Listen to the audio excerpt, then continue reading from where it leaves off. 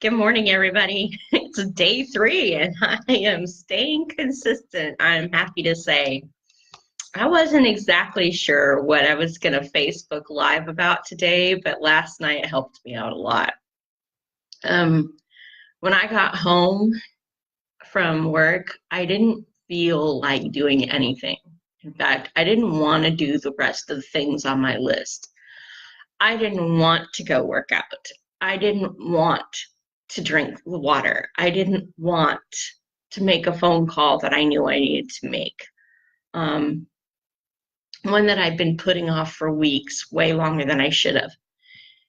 And I decided, you know what, in spite of what I don't want to do right now, I want a better life. And the only way to get that better life is to do those things I don't want to do.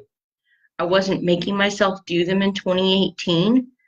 And because I wasn't making myself do them, nothing changed. So I wanted to say that there's going to be a lot of lists of things that you don't want to do in life. A lot of things that we don't want to handle, maybe phone calls we don't want to make, or steps we don't want to take, or things that we're just either reluctant or afraid to tackle. But until we do those things, we're not going to be able to get where we want to go. Until we put aside what we want for now to get and make ourselves do what we don't want to do, we can't have what we want in the end. Which is kind of ironic, right? It's doing what you don't want to do gets you what you do want to have. And then I was thinking too last night about the fact that so often we let our feelings rule our lives. I feel tired, so I'm not going to do this. I feel depressed, so I don't feel like doing this. I feel XYZ. Feelings are a lot like unruly children if you let them be. They can rage out of control and then just stomp all over your life. I mean, kids don't know what to do, so they do whatever they feel like doing. We can't, as adults, let our emotions rule our lives, because when your emotions rule your life, the result is a train wreck. It's not that you don't need to listen to your emotions. Don't get me wrong. You very much need to listen to your emotions. Every emotion that you have has something positive to tell you. If you're angry, it's because you spotted an injustice. If you're sad, it's because you've lost something or something's missing from your life. Those emotions are there to tell you something, to help you fix the problems in your life. But what happens is we let sad or angry take over the driver's seat. And then we let it run our lives. And emotions are not meant to run your lives. They're there to give you clues about what to do, clues about what's wrong in your environment, clues about what's right. When you're happy, it's because things are going well. And it's good to be happy. It's great to be happy. But happy is only a short time because it's based on emotions, and emotions change very quickly depending on your circumstance. So again, emotions can't be what you use to make your final decision about what to do. They're indicators that should definitely be listened to, but they're not the person that should be in the driver's seat of your life.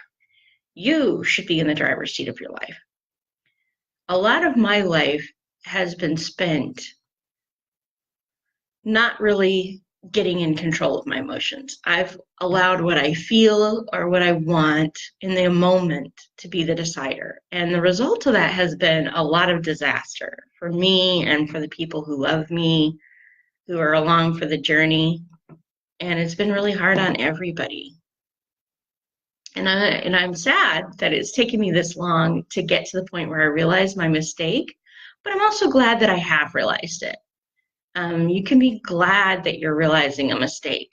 You can be glad that you have finally seen the light and that you make changes. I remember 10 years ago, my husband once said to me, I don't want to change my beliefs because I don't want to believe that for 33 years I've been wrong. And I looked at him and I said, do you want to be 63 and still be wrong? Or do you want to change now and cover the right ground for the next 30 years? And, that, I don't know if that was helpful to him or not, but that was a light bulb moment for me. Sometimes we cling to doing things the way we've always done them because changing means we've been doing them wrong and we don't want to admit that. But if we're willing to do what we don't want to do in the moment, we'll get to a much better place in our life later on. So thank you guys for coming on board and listening to my craziness. And I've got plenty of crazy to share. Crazy is part of my life. A joke that writers are one of the 2 socially acceptable forms of crazy there are. You can be a writer and you can put all the voices on your head on paper. And as long as people are entertained by those voices, nobody minds. Or you can be an actor or an actress and put all your multiple personalities on display for everybody else. And as long as everybody's entertained, nobody minds. And you don't get locked away for that. But at any rate, so this is me confronting something I don't want to do. I don't enjoy doing Facebook Lives. I don't feel comfortable right now. Maybe I will later, but I don't. And so it's hard for me to actually turn on the camera and say, yes, I'm going to do this. I'm always worried that I'm not going to be interesting or entertaining enough. And so, yeah, I mean, this is me doing what I don't want to do so I can get where I want to be eventually. All right, guys, you have a great and blessed day, and I will talk to you again tomorrow.